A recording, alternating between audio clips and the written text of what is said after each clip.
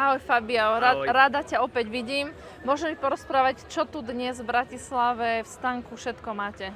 Tak máme zaujímavý výber Prosecca, ale špecifické máme jeden dodávateľ, ktorý je veľmi dobrý, veľmi významný, veľmi jedinečný tým, že používa najvyspelejšiu technológiu a ešte spolupracuje so poľnohospodárskou už roky rokúce, viac ako 20 rokov poľnohospodárskú univerzitu v Padove, aby študovali spoločný systém, spôsob, ako znižiť čo najviac zásah chemický do vína a plus výrobný proces, aby ten tie sulfity boli čo najnižšie. Tento producent prakticky, myslím, že kvôli pol gramu, alebo neviem čo, nemôže, prakticky sú biovína.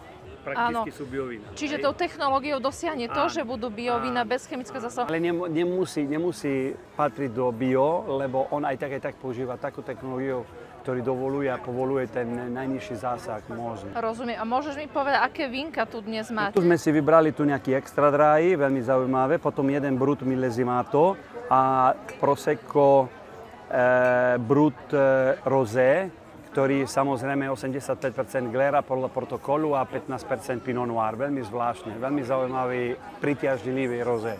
Samozrejme potom máme to, všetko rozprávame o DOC Treviso, to znamená, že medzi DOC je najvyššia kvalita.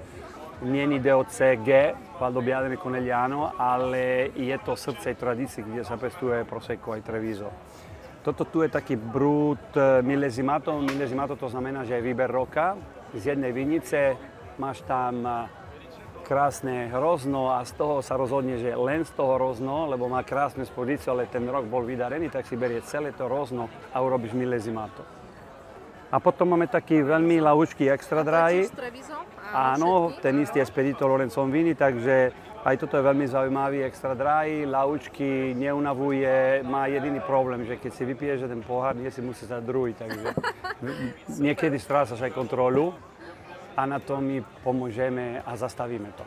Áno, a aký syr by si odporúčal týmto týmto sú jasné vždy parmezán, grana padano, ale aj pecorino, ale stačí, že nie je aromatizovaný ten, a je to, aby nebolo až tak príliš mladé pecorino. Musí byť trošičku... Aby vynikla tá chuť spolu. Áno, presne tak.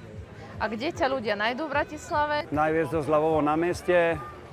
Áno, na Grazie Mille, dobre. A odkedy dokedy ste tu? Zajtra, pozajtra a budeme sa šaliť aj zo Spritz Aperol.